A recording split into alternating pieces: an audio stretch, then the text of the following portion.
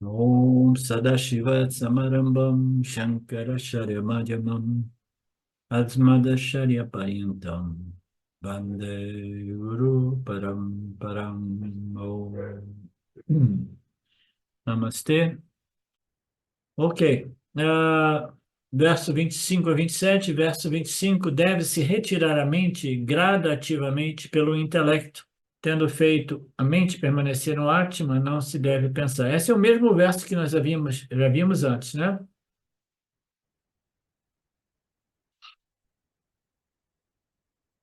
Então, nós já observamos, a gente já cobriu isso, né? A meditação aqui é uma meditação particular, né? Diferente, porque nós sempre dizemos, né? Você não pode meditar sem ter um objeto de meditação.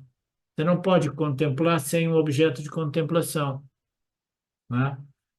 Você não pode meditar, né? Compreender ou estudar sem um objeto de conhecimento, né?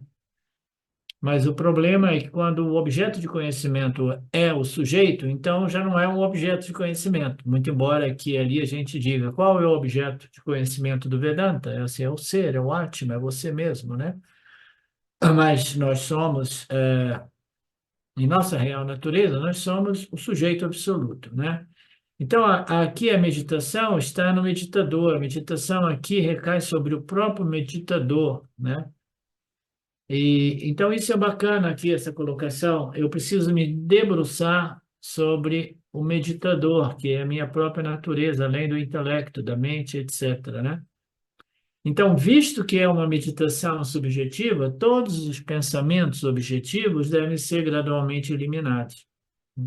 Então, existem, né, duas naturezas aqui, né? Nós estamos dividindo dois tipos, né, de pensamentos, né? O pensamentos objetivos e o pensamento a respeito do sujeito, que é minha real natureza. Então, esse pensamento a respeito daquilo que eu sou só é possível através das revelações, né, dos Upanishads, porque a gente não tem meio, né, através somente, né, limitados pelos nossos intelectos, de meditar realmente, né, sobre a nossa real natureza, a menos que seja a meditação intuitiva, que quase que invariavelmente me conduz a uma conclusão equivocada, que é eu sou o silêncio, eu sou o vazio, entendeu? Porque à medida que você vai descontando, eliminando, eu não sou o mundo, eu não sou o corpo físico, eu não sou o campo sutil, eu não sou as emoções, eu não sou nada disso. Quando eu vou descartando tudo, quase que invariavelmente, os meditadores que não têm acesso a esses conhecimentos, eles acabam no vazio, porque eles rejeitaram tudo, né? Quando você rejeita tudo e você não sabe que o segredo realmente do sucesso é você rejeitar tudo, mas jamais se rejeitar no processo, que nada escapa à consciência que é o que você é. Então, quando você rejeita tudo, você precisa abraçar, reconhecer, reivindicar a luz da consciência, através do qual você rejeitou tudo, né? Então, visto que é uma meditação a respeito da natureza do sujeito, então tem dois tipos de pensamentos a respeito do mundo objetivo e do sujeito. E esses pensamentos subjetivos foram revelados pelos Upanishads, através dos rishis, né? Então, esses pensamentos objetivos, eles precisam ser eliminados. Caso contrário, eles permanecem ali, criando uma dissonância, né? Uma perturbação, uma vibração, né, diferente, mais densa. O mundo objetivo é um mundo denso, né?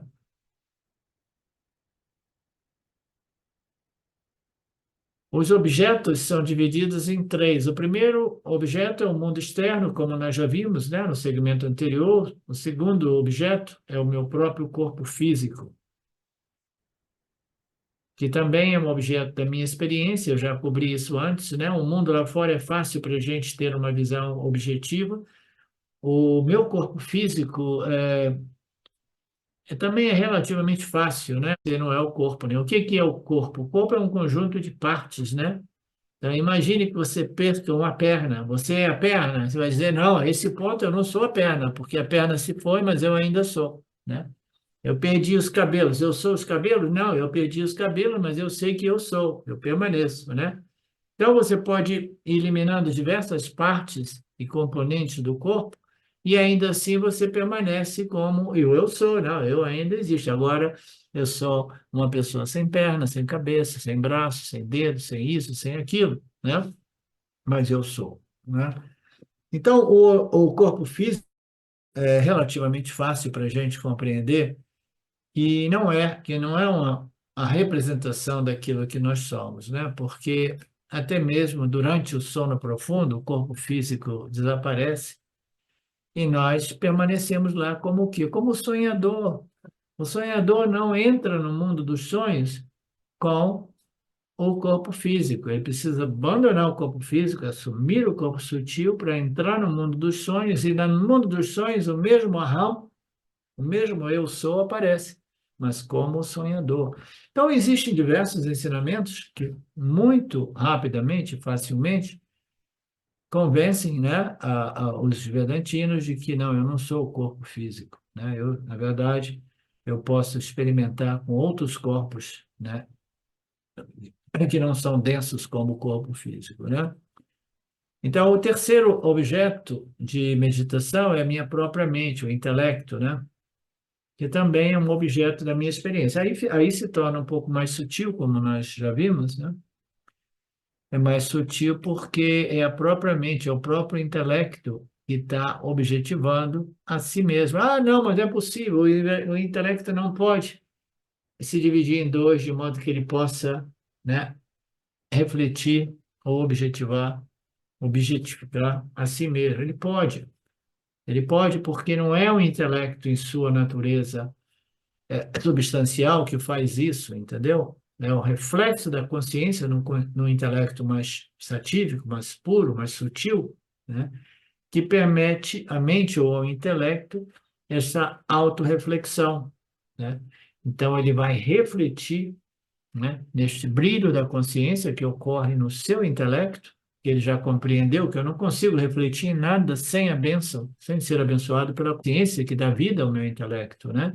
Então, ele vai refletindo tudo isso até que ele obtém até mesmo uma compreensão que contém um determinado elemento experiencial, que é, sim, não, eu sou essa consciência brilha, né, no meu intelecto, produzindo esta consciência humana. Então, a consciência humana ela é modificada, ela é uma propriedade dos gunas, mas a consciência não humana, a consciência universal, que é a minha real natureza.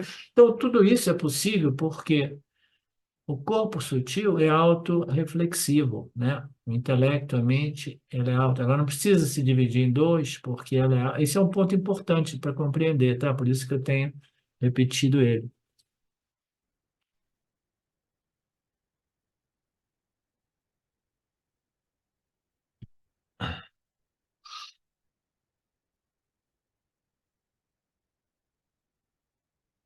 Então é isso, nós cobrimos já isso. A gente sabe que a gente tem que ir com calma, senão a gente acaba se frustrando e desistindo, né? O eu é a consciência, o princípio testemunha, o sujeito absoluto. Vai levar algum tempo? Talvez, depende do o quanto qualificado eu seja, né? O quanto purificado eu seja.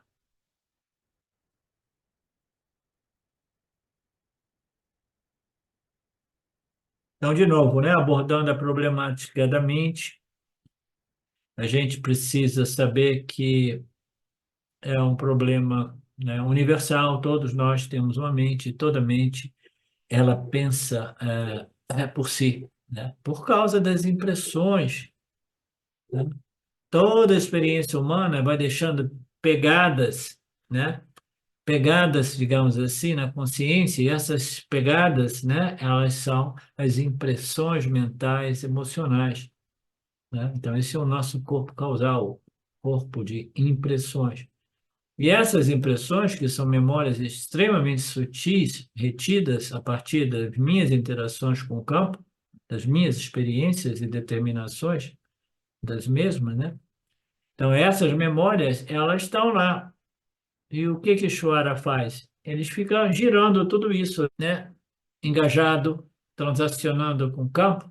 Aí não dá para essas impressões, né, tomarem totalmente contra, ocupar totalmente nossas mentes, porque a gente está enganjando o mundo, a interação com o mundo físico e material. Então a mente está mais focada nesse contato direto. Mas quando o contato para e a gente vai meditar, aí o que que ocorre? As impressões, né?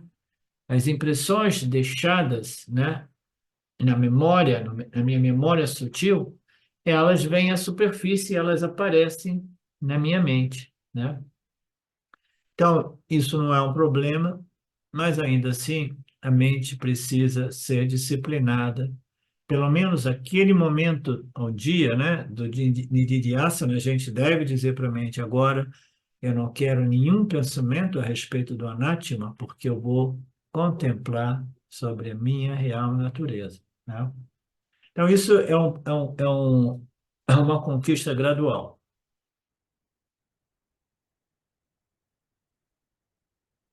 E a gente vai passar por muitos desafios, né? É a inquietação do corpo físico, né? O cabelo que a gente vira para cá, vira para lá, e isso e aquilo, né? Uma dorzinha de estômago, né? Um pensamento, um outro. Então, tudo isso vai ficar, né, produzindo, né, aquela turbulência, né, mental, emocional, que impedem, né, obstaculizam, né, que eu permaneça focado, muitas vezes até mesmo durante quando a gente chega nessas aulas, dependendo do quanto intenso foi o nosso dia de trabalho, às vezes a gente tem muita dificuldade de sintonizar com a energia do Vedanta, com a energia da aula, né? Porque essas impressões elas vão ficar distraindo, né? Tirando a mente do foco, né? Distraindo você, seus medos, né? Ciúme, ansiedade, mas são impressões, às vezes elas não fazem sentido, um pensamento vai puxando o outro, puxando o outro, puxando o outro, puxando o outro, depois de um tempo você pensa assim, onde é que eu estou? Nossa, eu estou numa aula de Vedanta, é mesmo? Então, deixa eu voltar para ouvir o professor, né? E quando você está sozinho, né, é mais difícil, porque aí você não está ouvindo o professor, os ensinamentos precisam estar muito vivos na sua mente, né? De tal modo que ele tem a capacidade de suprimir aqueles resíduos que talvez ainda existam, mas que agora estão bem disciplinados, né? Bem educados. Eu não quero essas impressões vindo à superfície da minha mente. Eu vou disciplinar aquele momento e vou pensar deliberadamente segundo os ensinamentos, né? Mas quando nós estamos interagindo com o mundo, é uma beleza, porque todas aquelas impressões, elas desaparecem, né? Porque agora nós estamos vivendo, interagindo com o mundo externo, e o Swami diz: ah, não, então eu não tenho nenhum problema. Eu não tenho nenhum problema quando eu estou interagindo com o mundo. Eu sou uma pessoa dinâmica, sou uma pessoa ativa. Eu estou feliz interagindo, interagindo, interagindo, interagindo, interagindo, relacionando, falando, pá, pá, pá, pá, pá. E eu não posso parar, né? Porque se eu paro, aí essas impressões vêm, né? E elas são chatas muitas vezes, né? Elas produzem determinadas aflições, frustrações, lembranças desagradáveis, isso e aquilo. Então, qual é o segredo? O segredo é me manter muito ativo, né?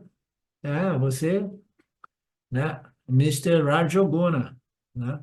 Mrs. Rajoguna, né? Sempre correndo atrás, fazendo, interagindo, falando. E o Swami aqui diz, não, isso aí não é sinal de uma mente livre de impressões, né? Esse é o escapismo das impressões mentais. E as pessoas, nós fazemos todos isso, né? Todos nós passamos por isso. Muita atividade para suprimir o material mental, emocional que está debaixo do tapete, né? No porão da mente. As pessoas que não conseguem parar, quase que invariavelmente, não param porque existem conteúdos, né, desagradáveis, né, desconfortáveis, quando a gente para, né? Quando a gente senta em meditação, aí essas coisas vêm à tona. As emoções vêm, as lembranças vêm, né? Tudo isso é parte da mente, está lá no porão da mente, né? Há quem diga que a mente consciente é um tipo, é o topo de um iceberg, né? O que existe abaixo do nível da água, né? É enorme, né? 90%, alguns dizem, né? Então, essas coisas, elas precisam, essa mente, a mente causal, a mente das vássanas, elas precisam gradualmente ser purificadas dessas, dessas impressões, né, perturbadoras, né, agitadoras.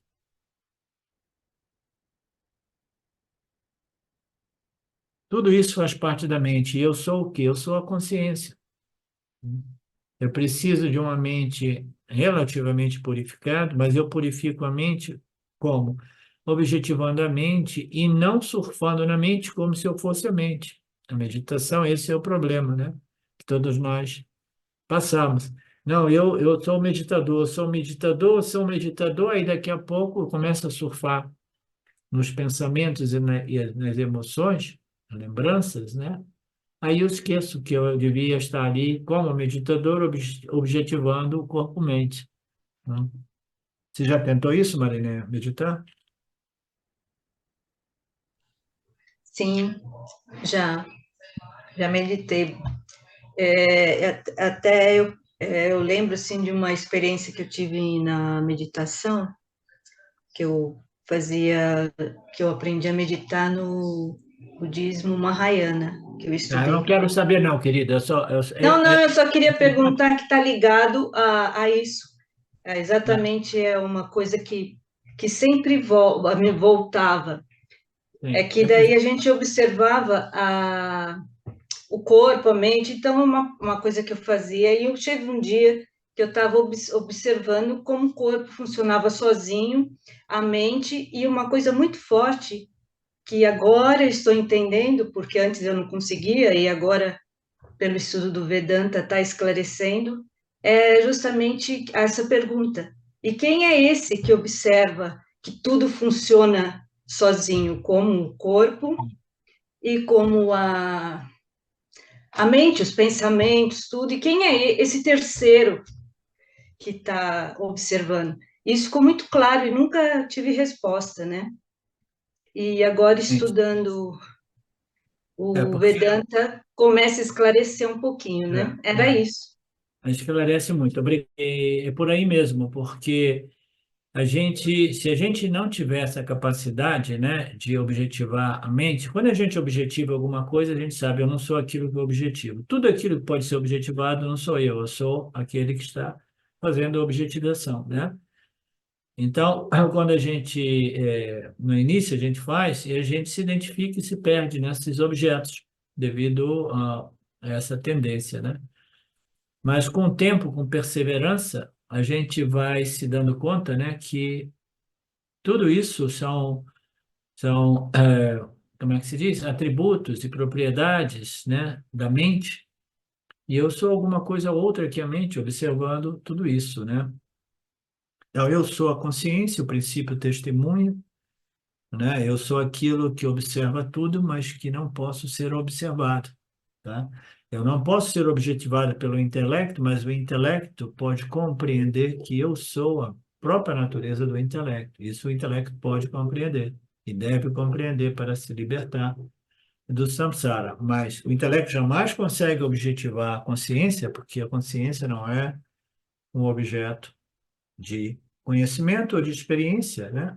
Não é um objeto de objetivação, né? Consciência é a natureza da mente que objetiva tudo, né? Inclusive a si própria, porque ela é autorreflexiva, né? Então, bacana. Então, eu sou esse princípio testemunho, que testemunha até mesmo. Isso que eu queria dizer em relação ao que você compartilhou, né? Muito embora seja um sistema, porque você colocou assim, tudo está acontecendo por si, né? Por quê? Eu não estou acionando todas essas lembranças, pensamentos, né? É um sistema Ishvara, né? O Google vai aparecendo. Isso pode nos dar atenção potente, mas não é bem assim. Com muito esforço e perseverança e sabedoria e disciplina, força de vontade, a gente consegue educar a mente de modo que ela permaneça quieta, né? Quieta durante o nosso Nididhyasana, durante as nossas classes do Vedanta e etc., né? Mas, em geral, a gente não tem controle, mas a gente influencia a mente de modo que ela nos permita esse Nididhyasana. O Vedanta ele ocorre através dessa contemplação sob a luz dos ensinamentos, né? Quando eu era garoto, tinha uma expressão que dizia: dá um tempo, cara, dá um tempo, né? Não enche o saco, dá um tempo. Então a gente tem que dizer para a mente: olha, tudo bem, eu sei que você é um mecanismo, né, que incontrolável, mas você tem que aprender a dar um tempo, porque é através desta contemplação que a própria mente compreende a sua real natureza. E quando a mente compreende a sua real natureza, aí a mente se torna ainda mais purificada e mais disciplinada e mais educada, porque a mente é totalmente distraída porque ela está sob a influência de muitos rajas e tamas. Rajas e tamas são as energias de desejo de haver ou desejo de evitar, né? Ragas and dveshas, né? Desejos positivos e desejos negativos. Esses desejos é que criam toda essa agitação mental e emocional, né? Então, o autoconhecimento, no final das contas, é aquilo que produz, né, uma estabilização ainda maior na mente. Mas ainda assim, a mente, né, a natureza dela é pular de galho em galho, que nem um macaquinho, mas isso vem muito minimizado, né, muito atenuado. E por isso que é dito, né, que o autoconhecimento produz um determinado samadhi, que é um samadhi natural, porque a mente ela parou de pular de galho em galho o tempo todo, né, porque ela pulava de galho em galho, porque ela desenvolveu impressões rajásicas e tamásicas, né, principalmente rajásicas nesse caso. E o autoconhecimento vai, né, fulminar a maior parte dessas energias, porque o autoconhecimento é a compreensão de que eu sou a consciência já satisfeita, cheia, não preciso, né, de correr atrás para ver, de correr para evitar, né, como eu costumo dizer. Mas, literalmente, a minha meditação, eu não tento controlar os pensamentos e as emoções. Eu tento disciplinar de modo que eles deem um tempo, né? Mas eu sei que eu não tenho realmente controle sobre os pensamentos e as emoções, mas eu tenho determinada força de vontade e capacidade de educar a mente para ela dar um tempo para que eu possa assimilar esses ensinamentos, né? Na meditação vedântica, eu não tento controlar os pensamentos e emoções, eu estou ali para discriminar, eu não sou os pensamentos, eu não sou as emoções.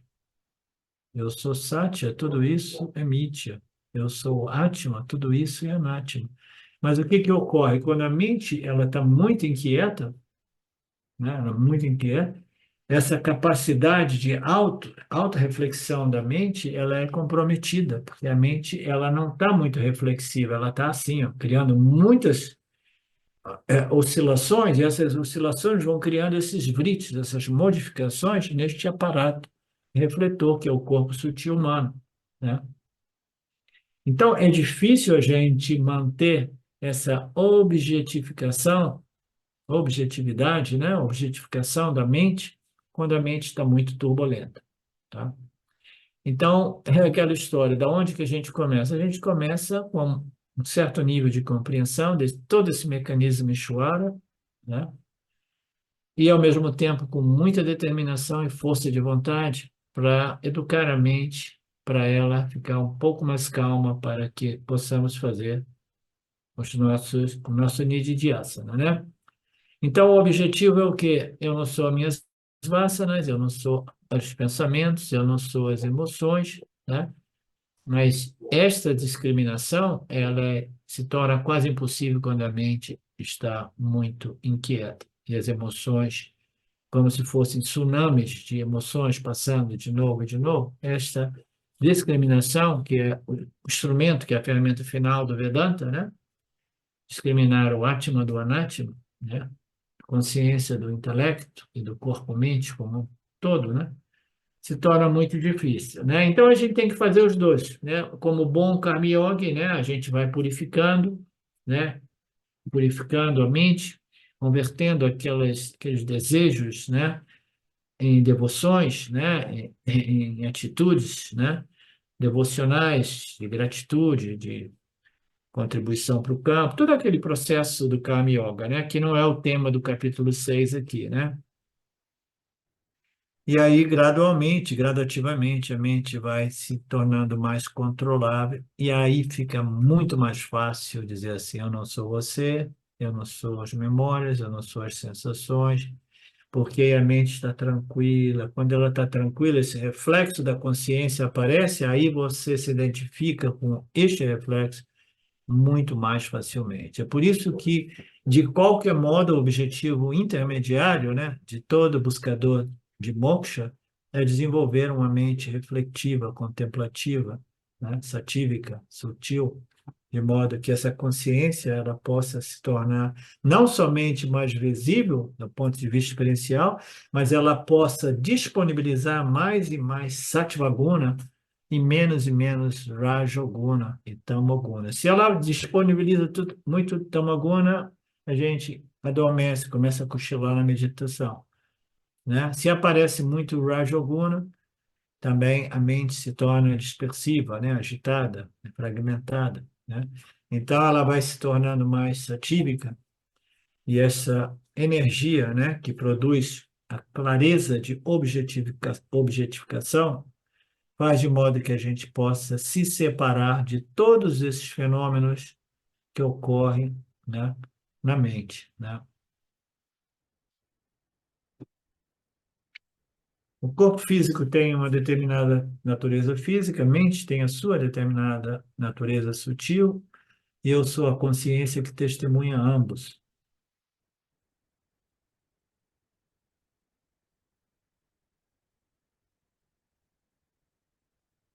Algumas pessoas, elas conseguem tranquilizar a mente, disciplinar a mente, e aí elas começam a entrar numa experiência de silêncio profundo, de meditação mais profunda, né? Uma experiência, aquelas experiências agradáveis que eu estava me referindo antes, né? Que elas são muito prazerosas, né? Aí eles dizem: nossa, agora eu encontrei, né? Finalmente consegui, agora eu me autodescobri a paz, né? Eu sou o silêncio absoluto, eu sou a calma, a tranquilidade, o amor, né? Então, neste processo, o buscador ele vai se identificando com todos esses anátimas, tá? É natural, né? E nós estamos no Vedanta, né? O relacionamento com o professor serve para isso também, para o professor ir alertando a todos nós de não cairmos nessas ciladas, né? Ah, não, ali eu tive uma experiência maravilhosa, agora eu me encontrei. Encontrou mesmo? Sim. E cadê aquilo que você encontrou? Não, aquilo já passou, durou só 5, 10 minutos, né? Então você não se encontrou, você encontrou uma experiência, né, produzida por um estado mental, né, silencioso, profundamente pacificado num determinado momento, né? Eu costumava dizer muito frequentemente que o autoconhecimento ocorre num momento de extremo sattvaguna, mas quando você é um vedantino, você quer o sattvaguna não para curtir a paz do silêncio, mas para utilizar esse Sattvaguna para assimilar e internalizar o autoconhecimento, né? São duas perspectivas e objetivos distintos, né? Então, o Swami aqui diz, não, essa experiência de silêncio, essa experiência maravilhosa que você pensa que tenha sido o final da sua jornada, ela pertence à mente. A mente, a gente já disse que é anátema, energia, né? A mente, ela se modificou, se tornou mais quieta, e aí essa experiência maravilhosa veio. Aí a mente se modifica, as experiências normais, mundanas, até turbulentas, voltam. Todas essas modificações que existem na mente, que é colorida, configurada pelos gunas, irá produzir estados e experiências sutis distintas, né? Saiba que isso também é o anátema, né? Requer uma maturidade enorme para o indivíduo rejeitar tudo isso, né? Você me lembra eu compartilhando a minha história, quando eu me levantei da minha almofada onde eu meditava, porque eu estava de saco cheio de experimentar a bem-aventurança do silêncio e da paz, é porque Ishvara colocou um livro na minha mão naquele momento que eu pude ver com clareza que tudo que se modifica é um objeto, que a experiência por si é um objeto que vem e vai, né? Experiências místicas, espirituais, e nada disso irá me resolver. E como eu sabia disso? É porque quando eu suspendi o meu esforço de meditar, que não precisava nem de muito esforço naquele ponto, a meditação ocorria mais assim, mas quando eu ia de volta para o restaurante, os gunas se modificavam e eu perdia a minha bem-aventurança, né? Mas é muito fácil dizer, não, eu me encontrei, eu me encontrei. Se encontrou, onde é que você está? Não, eu tenho que voltar lá para o meu quarto de meditação, aí eu me encontro de novo. E agora o que que você encontra? Agora eu encontro a minha mente, né? Agora eu encontro meus pensamentos, sentimentos, emoções, né? Essas experiências espirituais, ele está dizendo aqui. E Mandukya Karika, né? O texto que nós estudamos e que iremos concluir, neste seminário em Joanópolis, que eu vou preparar ele de um modo muito bacana, porque eu vou revisar o capítulo 1, 2, 3, para depois entrar no 4, evitando aquela parte do 4 que é extremamente filosófica, tá? Aquela filosofia mais árida, né? Aquela parte eu vou evitar um pouco e vou fazer uma revisão de todo o Mandukya, compreendendo a segunda parte do capítulo 4, que é muito bacana, onde ele realmente volta não para as discussões, né, entre as diferentes escolas espirituais filosóficas, mas para o conhecimento dos Upanishads. E Mandukya Gaudapada Acharya diz que a meditação, né, aquela bem-aventurança da meditação é também um grande obstáculo. Existem obstáculos, existem. O silêncio e a bem-aventurança é um obstáculo, ainda que eu não tenha nenhuma experiência disso. São os poderes da mente, os poderes siddhis, né? Que dizem que é um obstáculo maior ainda. Se você começa a desenvolver poderes mentais, siddhis, né? E ali você realmente se sente, né? Porque você é todo poderoso, né? Capaz de manifestar, de fazer coisas que ninguém faz, etc. São perigos enormes, obstáculos enormes, né? O sabor da bem-aventurança é um obstáculo muito perigoso, está dizendo aqui.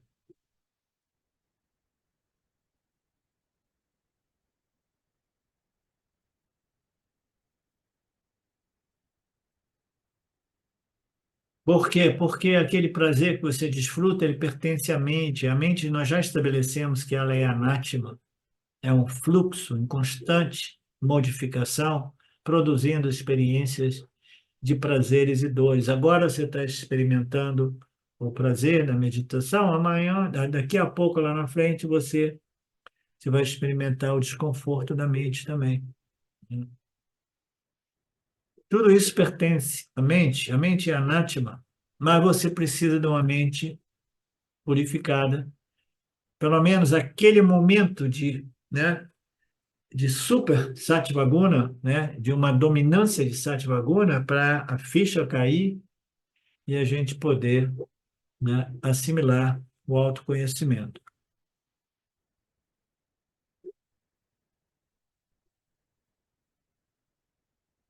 O objetivo nosso não é experimentar uma mente agradável, né, ou desagradável, mas determinar que eu não sou nenhum desses estados da mente, né? O objetivo é revelar e reconhecer que eu sou a consciência testemunha que jamais se modifica de momento a momento. A meditação Nididhyasana do Vedanta é para conhecimento, Aham Brahmasmi, Possuir é uma palavra que faz sentido em inglês, to own, own o conhecimento, eu sou Brahman, né? Mas eu acho que em português a melhor tradução é assumir. Eu já ouvi, já estudei, já refleti, agora eu tenho que fazer o quê? Eu tenho que abraçar e assumir, né? Não, agora eu me assumo, né? Agora eu me assumo realmente. Eu sou assim e acabou. Não preciso mais de ficar, né, negando ou me escondendo, né? Eu sou assim mesmo, né? Me assumo. Então, você é o Atma, você é a consciência. Então, você tem que assumir este. A meditação nossa não é para produzir experiências maravilhosas, especiais.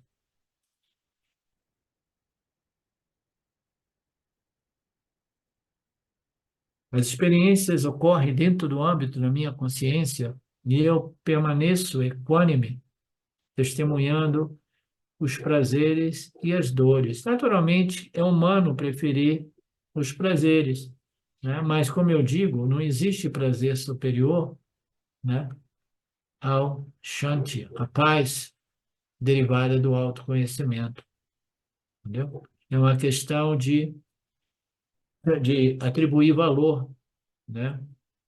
Eu tenho mais valor por um êxtase espiritual, bliss espiritual, um movimento de energia que parece que, né?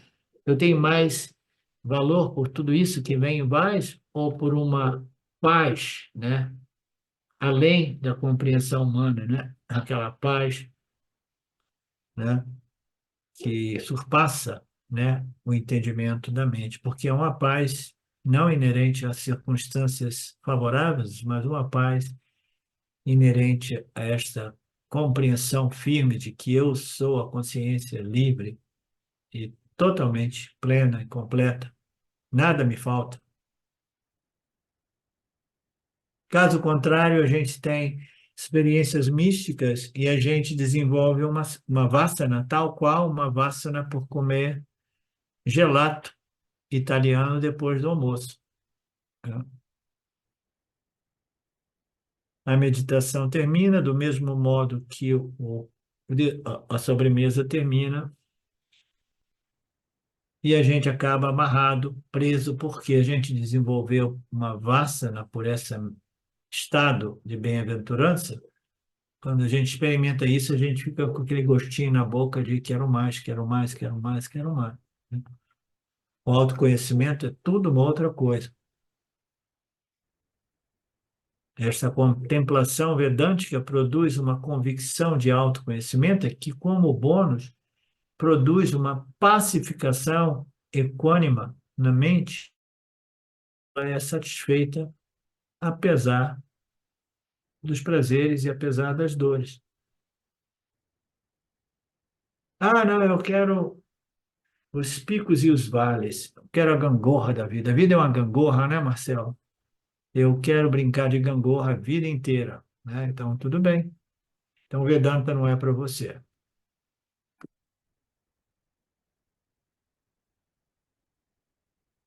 Eu sou a testemunha da mente, eu sou a testemunha de todas as experiências derivadas da mente, tanto aquelas ordinárias como aquelas místicas ou extraordinárias. Nenhuma dessas experiências, ela são parte da minha natureza intrínseca. Elas não pertencem a mim, elas pertencem à mente. E a mente é um objeto, uma sobreposição produzida por Maya e Ishvara, naquilo que eu sou, a consciência única realidade. Com a ajuda do intelecto, né, e com a ajuda do ensinamento do professor, e com muita força de vontade, né, eu entro neste processo vedântico chamado Nididhyasana, né? E para fazer esse processo vedântico, nós precisamos estudar e conhecer os ensinamentos que descrevem claramente aquilo que eu sou. Eu não posso meditar em mim se eu não sei o que eu sou. Se eu penso que eu sou o silêncio, essa é uma noção equivocada. Então, eu vou meditar no silêncio e isso jamais irá me libertar. não me leva a nada, me leva a um certo nível de relaxamento, né?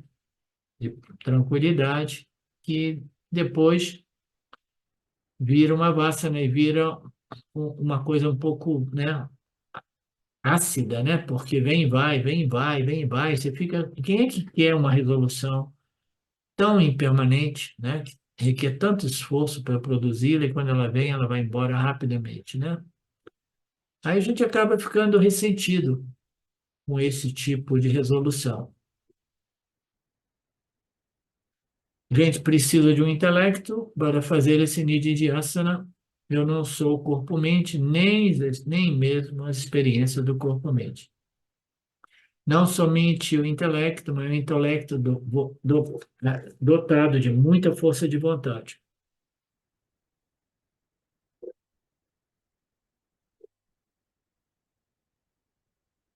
Jamais se apegue às experiências agradáveis, sejam elas, né, grosseiras como comida e sexo, e até mesmo, né, as mais perigosas, que são as experiências de Ananda Maya Kosha, de meditação profunda, etc.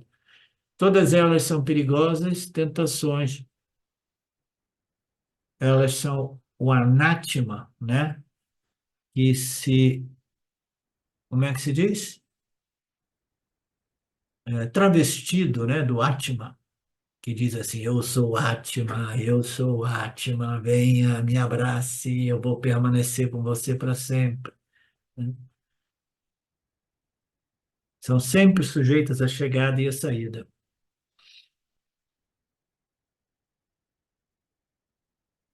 Primeiramente, o que eu devo fazer? Eu devo purificar e afastar a minha mente do mundo anátema dos objetos do corpo físico e a minha mente, de tal modo que esta mente, este intelecto, possa permanecer focado no eu, no ser, né?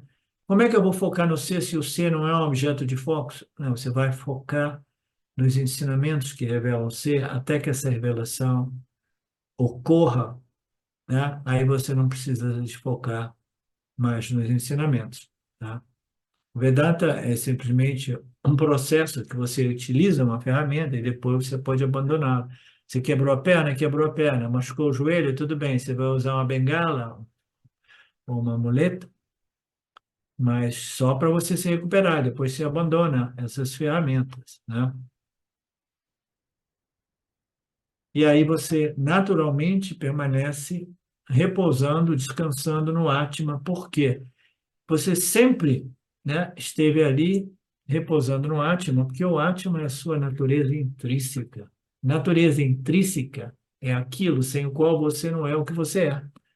Eu sou o que eu sou, essa consciência humana, por causa da minha natureza intrínseca, que é a consciência universal, né?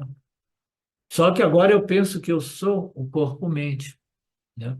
No momento que eu me estabeleço nesta convicção e clareza de autoconhecimento, eu assumo aquilo que é a minha natureza intrínseca, sem o qual eu não sou o que eu sou. Eu não existo sem Satit, Ananda, de natureza Ananda, né? Então eu permaneço no Atma, eu sempre estive no Atma, mas antes eu estava identificado com o Anatma e eu não estava desfrutando o bônus de ser um Jiva Atma, cuja natureza é o Atma. Mas o Jiva Atma estava sob o efeito de avidya, pensando, eu sou corpo-mente, sofria essa noção equivocada, que é muito comum, é universal, e que requer todo esse esforço, né, que estamos fazendo para derrotá-la, né, neutralizá-la. Eu sempre repouso no Atma, mas o Jivinha tem um hábito de sobrepor o corpo-mente no Atma, né?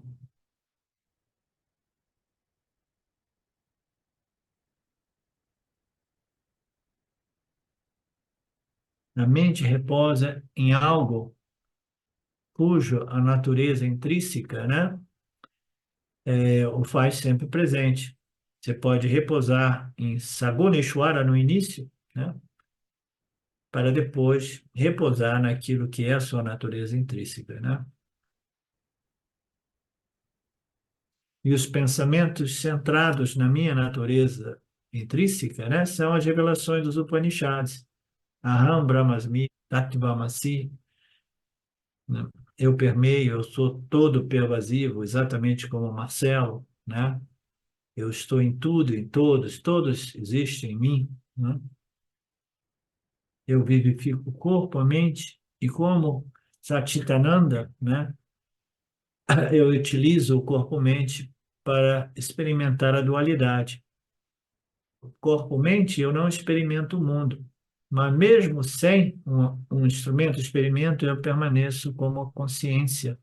Eu existo porque eu sou a única fonte de existência de todos os seres sencientes, né? Ao acordar, o meu meio corporal está disponível. Eu experimento. Durante o sono, esse corpo não funciona. Portanto, a experiência vai e vem, eu experimento. O eu, a consciência, estou eternamente presente. Experimento objetivamente, vai e vem, mas o eu, a consciência, aquilo jamais não presente, está eternamente pervadindo tudo isso, né? Portanto, a consciência eterna é o que eu sou, toda pervasiva, indivisível, imaculada, pura, etc, etc, etc. Então a gente para por aqui, Marcelo, e a gente volta no final de semana. Om Purnamada Purnamidam Purnamudachyate Purnasya Purnamadaya Purnamevavashishyate. Om Shanti Shanti Shanti Om. Namastê.